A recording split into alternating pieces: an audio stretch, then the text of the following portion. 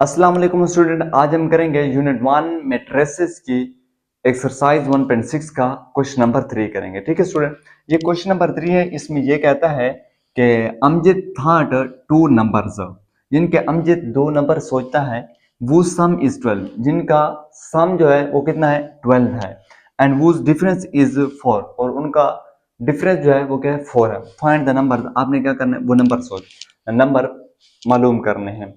जिनके अमजद दो नंबर सोचता है, अगर उन दो नंबरों को सम करें तो वो कितना है 12 आए, अगर हम उनका क्या करें डिफरेंस करें तो वो 4 आए।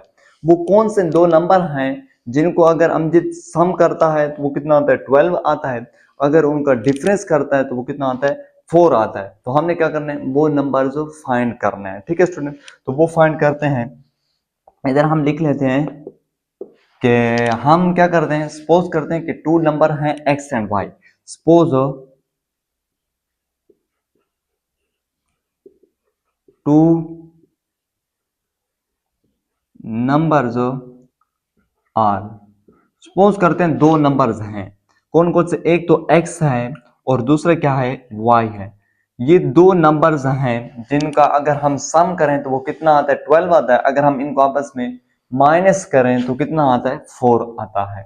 ठीक है स्टूडेंट, तो इधर हम लिख लेते हैं, अगर हम इन दो नंबरों का सम करें तो वो कितना आता है 12 आता है। अगर हम क्या करें इन दोनों का डिफरेंस करें, इनको आपस में माइनस करें तो वो कितना आए 4 आए। ठीक है स्टूडेंट, आपने दो ऐसे नंबर मालूम करने हैं। तो हम इसको करते हैं बाय क्रैमर रूल से। तो इधर हम लिखते हैं बाय यूजिंग क्रैमर रूल।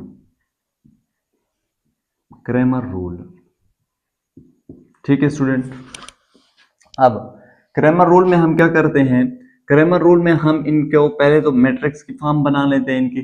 जिनके मैट्रिक्स ए में क्या लिखेंगे, इसके एक्स के साथ 1 है तो यहाँ 1 आ जाएगा, इस एक्स के साथ 1 तो यहाँ भी 1, वाई के साथ 1 तो यहाँ भी 1 आएगा, वाई के साथ -1 आ जाएगा। ठीक है स्टूडेंट, ये हो गया, ये आ गया। अब हम इसका दूसरा मैट्रिक्स देखेंगे, ए एक्स इक्वल टू आ जाएगा।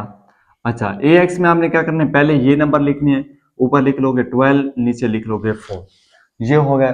फिर आप इनके साथ, इस y के साथ कौन सा कोफिशिएंट है 1, तो ये आ जाएगा 1। इस y के साथ देखो कौन सा कोफिशिएंट है -1, तो यहाँ पे क्या आ जाएगा -1, ये हो गया। अब हम लिखते हैं ए वाई इक्वल टू आ जाएगा, इस मैट्रिक्स में हम कौन सा नंबर लिखेंगे, देखिए स्टूडेंट ए वाई है, पहले आप इस x के साथ देखो क्या है 1 है तो यहाँ 1 लिख लोगे, इस x के साथ देखो 1 है तो यहाँ भी 1 आ जाएगा, और इक्वल के बाद वाले नंबर लिख लो फिर। ठीक है, 12 लिख लो और 4, यहाँ पर आ जाएगा 12 और 4 आ जाएगा। इधर हम क्या करते हैं इसका फार्मूला लिखते हैं।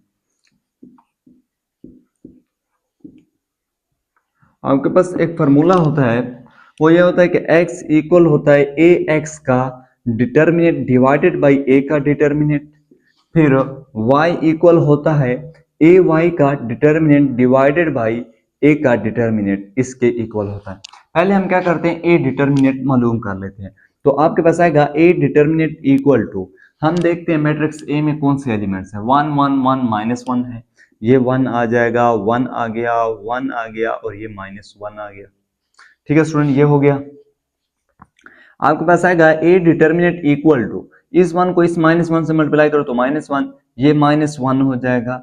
इट मीन कि ए डिटर्मिनेंट इक्वल टू आ जाएगा कितना -2 आ जाएगा। ठीक है स्टूडेंट, ये -2 आ गया, ये तो यहां हो गया। अब हम क्या करते हैं ए एक्स का डिटर्मिनेंट मालूम करते हैं। आपके पास आएगा ए एक्स डिटर्मिनेंट इक्वल टू, अच्छा ए एक्स में कौन से एलिमेंट है इसमें 12 1 4 -1, यानी कि 12 है, 4 है, 1 है और -1 है। ठीक है स्टूडेंट, ये हो जाएगा ए एक्स का डिटर्मिनेंट इक्वल टू हो जाएगा 12 को मल्टीप्लाई करो -1 से कितना होगा -12 होगा, ये -4 हो जाएगा।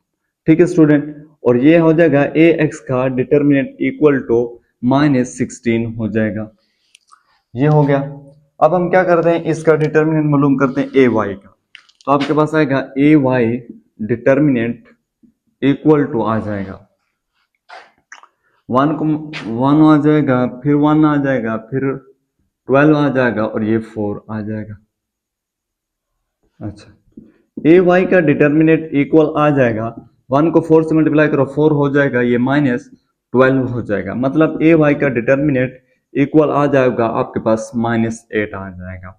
आपके पास फॉर्मूला था कि x इक्वल है ए एक्स के डिटर्मिनेंट के डिवाइडेड बाई ए डिटर्मिनेंट, और y इक्वल है ए वाई के डिटर्मिनेंट डिवाइडेड बाई ए का डिटर्मिनेंट, इसके इक्वल है। अब हम क्या करते हैं, इसमें वैल्यू पुट करते हैं, पुट वैल्यूज। किसकी वैल्यू पुट कर देंगे, ए एक्स के determinant, A determinant, A Y के डिटर्मिनेंट, ये जो अभी हमने मालूम की। तो आपके पास आएगा x इक्वल टू, अब देखो ए एक्स का डिटर्मिनेंट किसके इक्वल है, ए एक्स का डिटर्मिनेंट इक्वल है -16 के, तो यहाँ आप क्या पुट कर दोगे, ऊपर -16 आ जाएगा। अब देखो यहाँ नीचे क्या ए डिटर्मिनेंट है, तो यहाँ देखो ए डिटर्मिनेंट किसके इक्वल है, -2 के, तो यहाँ नीचे क्या लिख दोगे, -2 आ जाएगा, ये हो जाएगा। फिर y इक्वल टू, ऊपर क्या ए वाई का डिटर्मिनेंट, तो ए वाई का डिटर्मिनेंट आया -8, तो यहाँ लिख देंगे -8। अच्छा ए डिटर्मिनेंट है, ए डिटर्मिनेंट कितना है, -2, तो यहाँ पे क्या आ जाएगा, -2 आ जाएगा। ये -2 इससे कैंसिल करोगे तो x इक्वल टू क्या आ जाएगा, 8 आ जाएगा। इसको इस पर डिवाइड करोगे तो ये कितना हो जाएगा, y इज इक्वल टू 4 हो जाएगा। यानी कि आपके पास जो दो नंबर हैं इधर लिख सकते हो, रिक्वायर्ड नंबर जो थे आपके पास वो कितने हैं,